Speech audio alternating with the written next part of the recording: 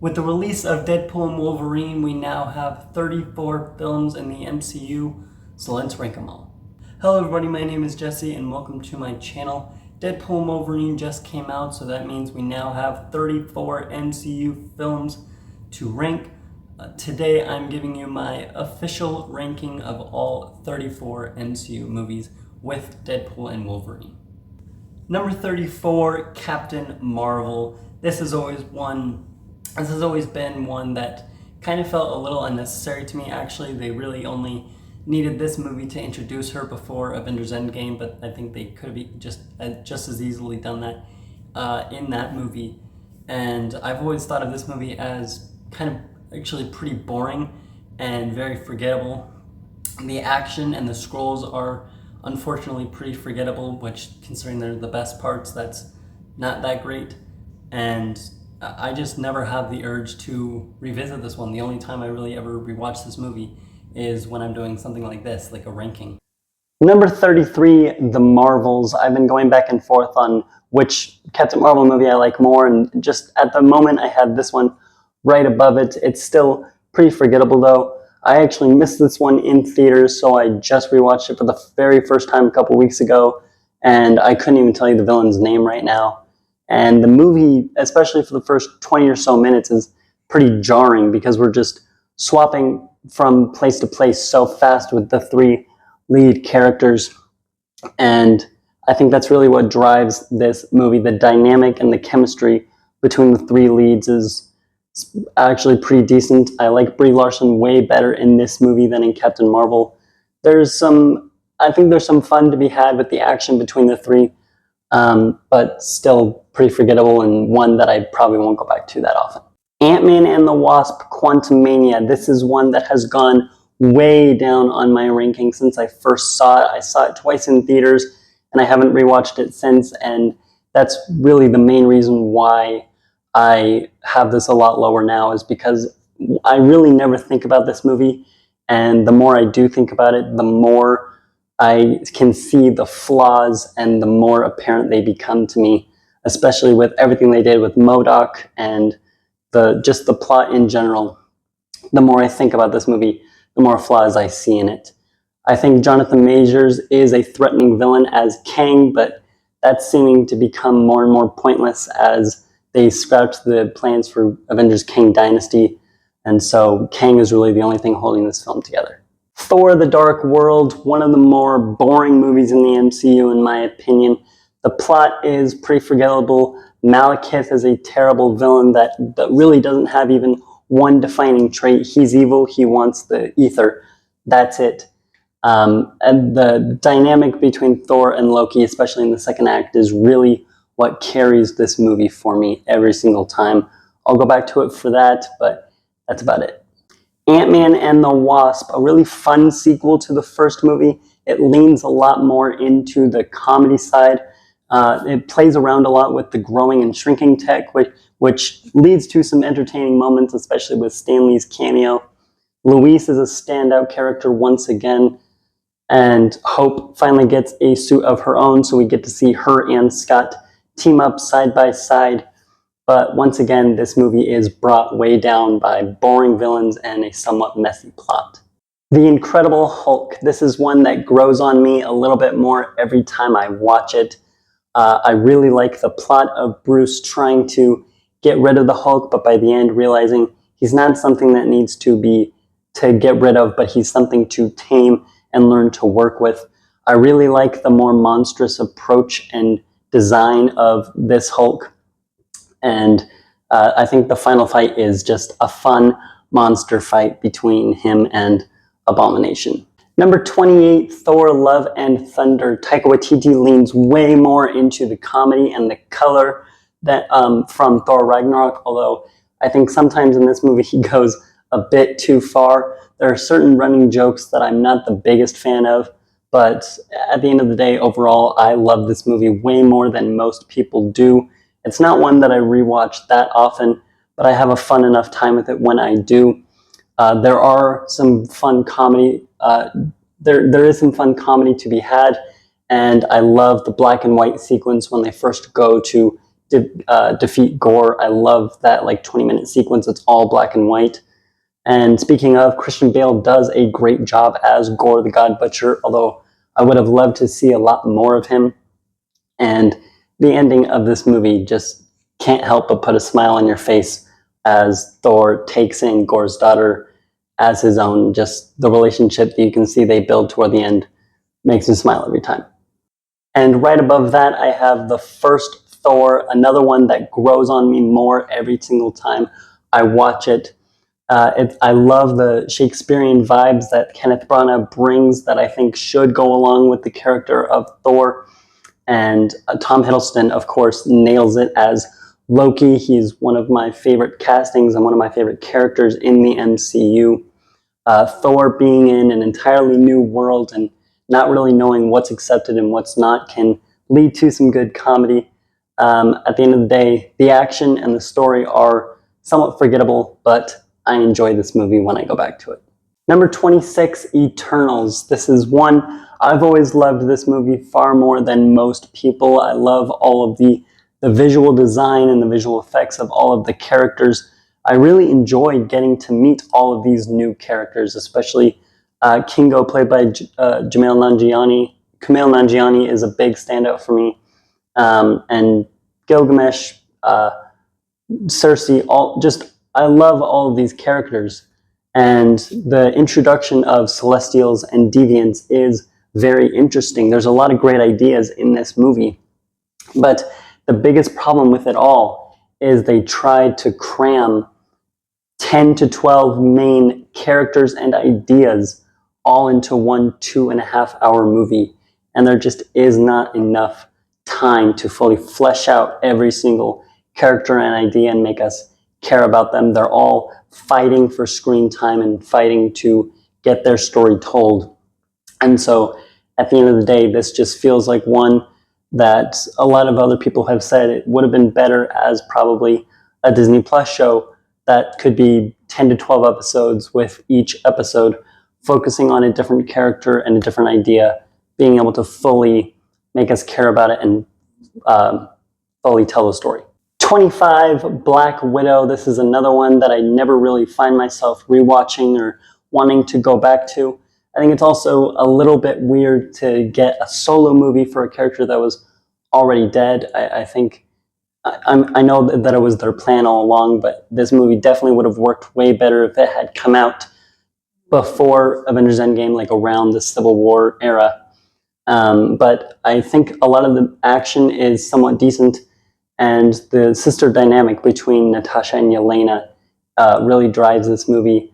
Florence Pugh and David Harbour are huge standouts, and they both have some great moments in this movie. 24, Doctor Strange in the Multiverse of Madness. This is actually one of the most disappointing movies in the MCU for me, because I was a huge fan of the first Doctor Strange movie, and so I think I might have just gotten my hopes a little too high for this one, and I wanted more out of this movie. I did enjoy a lot of things about it. I wish we could have seen a lot more multiverse in a movie called Multiverse of Madness. There's one like 30-second montage of Strange and America Chavez jumping from place to place throughout the multiverse, and it's a cool sequence, and then they stop in one universe for the rest of the movie that's really not all that interesting. Wanda is a really great villain as the Scarlet Witch. The kinds of things that she's able to do with her powers in this movie are awesome, especially in the one scene with the Illuminati. And I love Sam Raimi's direction, reminding us all that he is a true master of horror. 23, Black Panther, Wakanda Forever. I think this was the best possible movie they could have made with the cards that they were dealt. The cast and crew were dealt a terrible hand with the death of Chadwick Boseman, and I think with his absence, this is the best that they could have done. I actually really enjoyed this movie. Shuri is a worthy successor to the Black Panther mantle. She goes through a lot of growth in this movie as she's grieving her dead brother and having to get past that. Angela Bassett is also great here, delivering a ton of emotion with her performance. I think Namor is one of the best villains of Phase 4. And the score is, of course, amazing from the legendary Ludwig Göransson. And I think Riri Williams is a decent side character in this movie, although I think it's very unnecessary to give her her own Disney Plus show.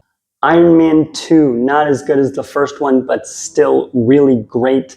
I love the plot of seeing more of Tony's arc as a character, and the fact that we see the issue with him and his arc reactor is not only keeping him alive, but is also hurting him at the same time, that it makes for an interesting conflict. I think a lot of the action is really great in this movie. We get the suit up scene in Monaco.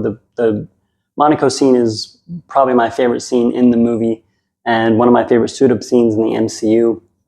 This might be a hot take, but I think the red and silver design might be one of my favorite suits in the Iron Man movies. Whiplash is a decent villain. Yes, he's a little bit weaker when compared to the grand scheme of the MCU and all the villains they have, but I think he's a pretty overhated villain, actually.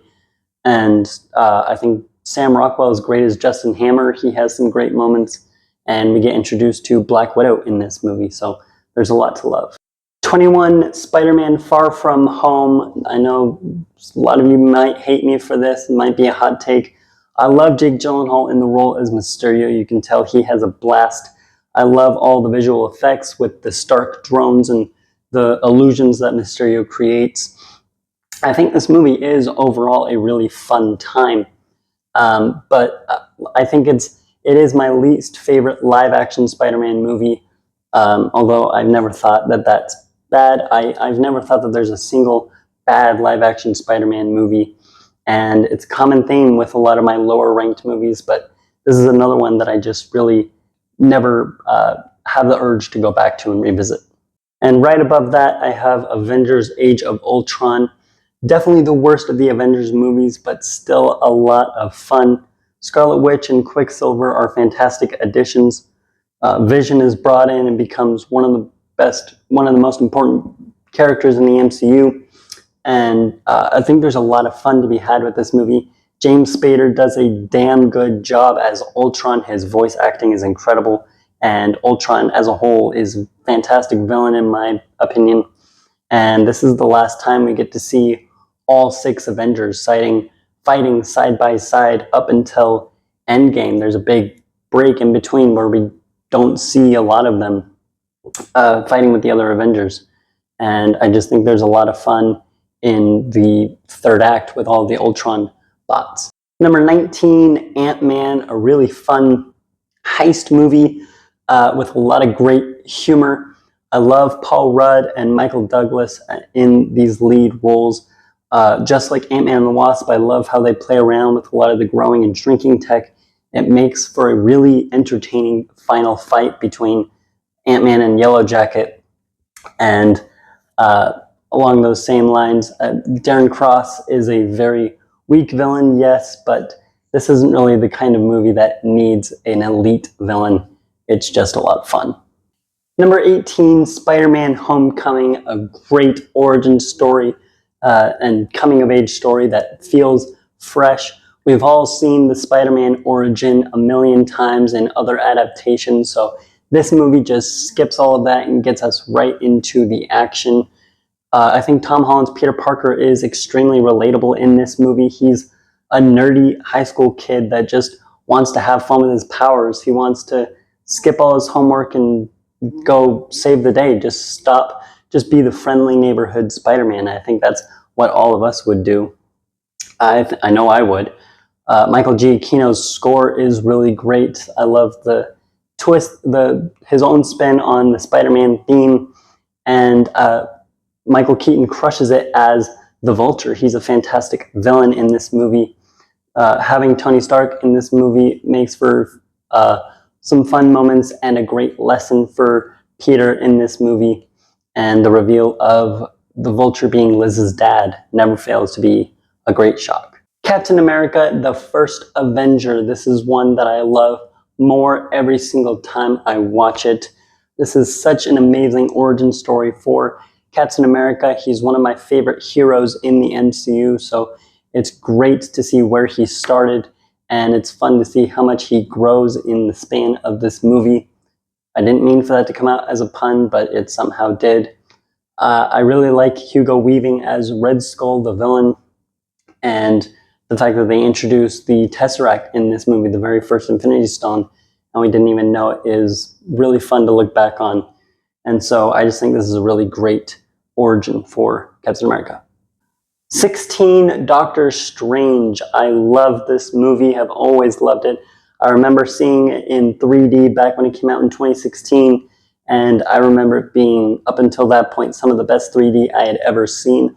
The visual effects are stunning, and I think this movie has some of the best visual effects in the entire MCU with all of the magic. The scene where the Ancient One sends Strange on that like weird illusion magic trip when they first meet always looks insane, never fails to impress me. And I love the scene near the end with Dormammu as well. The time loop is awesome. Caecilius is, I think, a decent villain. He's pretty overhated. He's not amazing, but I think he works with what this movie is. And I think Michael Giacchino gives one of my favorite scores of his in this film. 15, Shang-Chi and the Legend of the Ten Rings. I really enjoy this movie for so many reasons. The martial arts action scenes are all fantastic to watch. It's got great visual effects. Again, the fictional places in this movie, especially with Ta Lo, are awesome. I love all the characters. There's some good humor. And Tony Leung is fantastic as Wenwu / the Mandarin. We finally get the real Mandarin in this movie, which kind of fixes some of the faults of Iron Man 3. And Ta Lo is one of the places I can't wait to revisit in the MCU. Number 14, Black Panther. This movie has phenomenal world building. It finally introduces us to Wakanda, one of my favorite fictional places in the MCU. Chadwick Boseman is irreplaceable in the role of T'Challa, and I just love seeing this world and their tech and how these people live, their culture. And Michael B. Jordan is fantastic as the villain Killmonger. Number 13, Iron Man 3. Now, Iron Man 3 might actually be my favorite Iron Man movie, and I originally had it much higher on my list, but after thinking about it a lot, I realized I couldn't have this movie any higher with all the movies I have above it, but I do still really, really love it every time I watch it. This movie adds so much to Tony Stark's arc as a character, and by the end, he truly has changed in more ways than one. I really enjoy how this movie goes into his PTSD that affects him after the events of the Avengers. The relationship between Tony and Harley is really nice to see, and I really love the final fight with all of the Iron Man suits helping him and Rhodey. Killian is a weak villain, sure, but might be my favorite villain of the Iron Man movies, and I think the Mandarin twist is lame, but I can forgive that for sure after Shang-Chi. Captain America Civil War. I love the plot with the introduction of the Sokovia Accords. The conflict between Steve and Tony in this movie is brutal and ends with major consequences for both of them. It's got some fantastic action sequences with the airport battle and then the fight later between Steve, Tony, and Bucky. And I think Baron Zemo is a really decent villain, played well by Daniel Bruhl. And I mean, if you think about it, this movie is pretty important to the movies that come after it, like Avengers Infinity War, because this is the movie that leads to the Avengers breaking up. They no longer are on the same side. They have a massive fight with, like I said, big consequences for everyone. And that leads to the Avengers being separated in Avengers Infinity War and kind of leads to the downfall of them and Thanos winning. I think if the Avengers had all been on one side in Avengers Infinity War, they could have come out victorious. The Russo brothers give fantastic direction, and I just really enjoy this movie. Number 11, Thor Ragnarok. After the bummer that was Thor the Dark World, Taika Waititi revived this franchise with some much needed humor and color. This movie has everything that I love from Taika Waititi. He's able to balance the comedy and the seriousness a lot better here than in Love and Thunder. Hulk and Valkyrie are great as side characters. Loki continues to shine. The short scene with Doctor Strange is great. I think Hela is actually a pretty decent villain. Again, one of the more overhated ones in my opinion. I love Cate Blanchett in that role. And I love Jeff Goldblum as the Grand Master. He's great, has some fantastic moments. So I just really enjoy the vibe of this movie a lot. Kicking off the top 10, Guardians of the Galaxy. James Gunn took a huge risk in adopting pretty much nobodies. These characters weren't household names like Iron Man or Captain America. They were new, and it makes the success of this movie and the trilogy altogether that much more impressive. This movie, it's got one of the best soundtracks in the MCU, and it's where we finally started to explore other planets outside of Earth in the universe. And I think this movie, especially like at least within the span of the MCU, really changed the game for what space can look like. It's not just dark nothingness forever with a bunch of stars. It's actually colorful and vibrant, really giving a unique feel to this galaxy and all of its planets. It truly feels like a new world. And I think just James Gunn's writing is so brilliant in all of these movies. And he takes a group of misfits that absolutely should not work on paper on any level, and he makes them into a team that we all care about and love by the end. Number 9, Guardians of the Galaxy Volume 2. For the longest time, I thought that I preferred the first one, but after my most recent rewatch of this movie, it really opened my eyes. Ego is a far better villain, and I love the relationship that he builds between him and Star-Lord throughout the movie, really making him trust him while he's the villain all along, and it adds personal stakes to Peter and the other Guardians. I think the soundtrack and action is arguably much better in this movie. Someone needs to tell Zack Snyder that this is how you use slow motion correctly. We get a lot more of Yondu and Kraglin in this film, and Kraglin might be one of my favorite characters in the movie. He has a ton of great moments, and this movie is, I think, in my opinion, a bit more emotional than the first movie, especially the ending, the final scene, the Yondu's funeral at the end never fails to tug at the heartstrings. Number 8, the one you all clicked on this video to see, Deadpool and Wolverine. I'm not going to spend a ton of time talking about this movie because I've done both a non-spoiler and a spoiler review for this film. But this is pretty much everything you want from a Deadpool movie. It's the first R-rated movie in the MCU.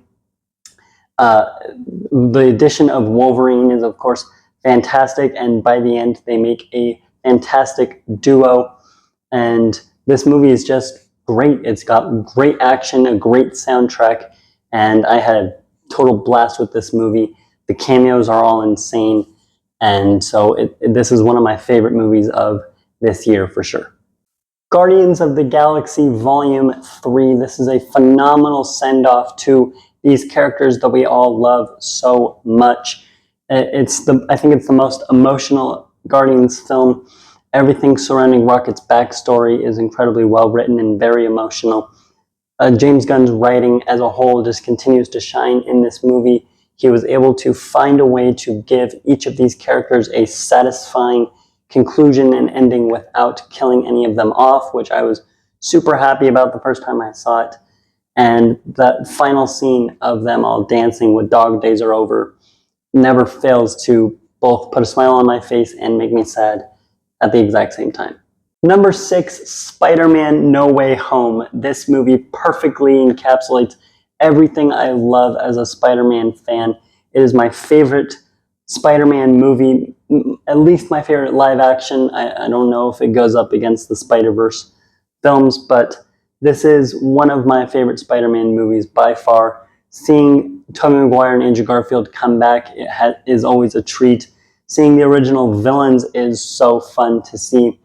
And this movie, Tom Holland's Peter Parker goes through so much growth in this film. This is the first time that he actually, I feel like he experiences real defeat in this film with Green Goblin killing his Aunt May. And then by the end, he has to make that sacrifice and make everyone forget him to save the world, stop the other villains from coming through. Doctor Strange is a fantastic side character in this movie, and I love just everything about this movie. All the action is great, and like I said, this is just everything that we love about the Spider-Man character, and I've always loved the ending. He can finally be that friendly neighborhood Spider-Man without worrying about putting the ones he loves in danger. Into the top 5, Avengers Endgame. I think this is the peak of the MCU. I don't think the MCU will ever reach a height near as great as this. We'll see if Avengers Doomsday or Avengers Secret Wars can reach this height, but I honestly think it's pretty unlikely. The hype surrounding this movie was incredible back in 2019.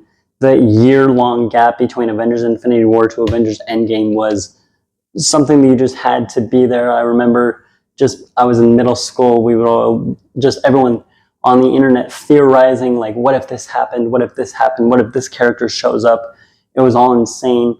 I begged my parents to go see this movie opening day so I could be one of the first people to see it without getting spoiled. I bought a brand new shirt with all of the Avengers and Thanos on it to specifically wear to the movie. And this is just one of my favorite theater experiences of any MCU film. Several moments that had me in absolute shock. When Cap lifted Mjolnir, I jumped out of my seat. I heard several people in my audience cheer. And that final sacrifice from Tony Stark always makes me emotional. He's my favorite character in the MCU, and seeing this as the end of his arc was just the most brilliant way ever, I think, to send him off. It was the best farewell that we could have gotten for this character, and the fact that he was the one to save this universe and save everyone, and his funeral at the end is great. So I love this movie, and I don't think we'll ever reach this height again. Number 4, Iron Man, the one that started it all. Tony Stark, the beginning of the MCU, and I think one of the most pivotal and most crucial movies to the MCU, because if this movie hadn't done as well as it had, who knows, we might not even have the MCU as we know it today. And I just really love this origin story for this character. I think this is a perfect MCU movie. I think the simple plot works in its favor. A simple villain works for what this movie is. And just the score always gets me pumped. And the scenes with him in the cave and Yinsen and putting together his very first suit. I just love how we see Tony Stark grow even within the span of this first movie. And I just love it. This is one of the most rewatchable MCU movies, in my opinion, and every time I go back to it, I can't wait. Number 3, Avengers Infinity War. I know a lot of you might find it controversial that I don't have this at number 1, and I think this is a phenomenal Marvel movie, don't get me wrong. They pulled this off in the best way possible. I think on paper it seems really jarring and seems like it maybe shouldn't work quite as well as it did with all of these different characters in all these different places all at the same time, and yet they did it. The Russo brothers pulled it off in the best way possible, creating, again, the biggest height that the MCU will probably never reach again. The hype surrounding this movie as well was fantastic. Thanos is the best villain in the MCU, I think my favorite villain in the MCU, and this is really his movie when you think about it. Thanos has the most screen time of anyone in this film, and it is his quest to get the Infinity Stones, snap his fingers, destroy half of all life to set his ultimate plan into motion. This is really his movie and all the Avengers having to work together to defeat him, and then they ultimately fail, is just brilliant. So fun to rewatch and see them go up against him, and I just really enjoy this movie. Number 2, my runner-up, The Avengers. Yes, I will die saying that The Avengers is my favorite of the 4 Avengers films. This first one was my favorite. This was such a crucial win, such a big win for the MCU. We really didn't get very many team-up movies like this before this film, and this is really what kind of set that whole thing into motion. I love the story of all of these characters coming together, and it's a bit like the Guardians of the Galaxy. They don't really love each other at first. They have to reluctantly learn to work together to save this world. And by the end, they couldn't imagine not being a team together. You can't imagine any of them working separately. They make such a great team. Every character has a great interaction with another at one point in this movie. Loki is a great villain, and I love Tom Hiddleston in the role more every time I watch this movie, and I think this is one of the more rewatchable MCU movies. So I've always thought that this is my favorite Avengers film, and I don't know if I can ever see that changing. But coming in number 1 for me is Captain America: The Winter Soldier. Another one of the most rewatchable MCU movies for me. I love the plot of Steve Rogers and Natasha teaming up on this kind of spy espionage thriller. Bucky as the Winter Soldier is a fantastic villain, and seeing kind of S.H.I.E.L.D. and Hydra being corrupted, and Robert Redford's character trying to take over makes for a great conflict as well. I just really enjoy this movie. There's a lot of great moments between Steve and Natasha. We get Sam Wilson in this movie, and overall, I love this movie. And I think it's one of the MCU movies that I've seen the most. Whew, so there you have it. That is my ranking of all 34 MCU films. Most of you probably disagree with a lot of my list, and that is completely fine. It's my list. Share yours down in the comments below if you're willing to go all 34. If not, give me your top 3, top 5, whatever, and let me know what you specifically disagree with on my list. Where would you have put certain movies? And I have a lot of other content planned, especially MCU content planned, so be on the lookout for that. Until then, like this video, subscribe to my channel. I'm trying to hit 300 subscribers before the end of the year. If you could help me get there, that would mean a lot. And keep watching movies. Goodbye.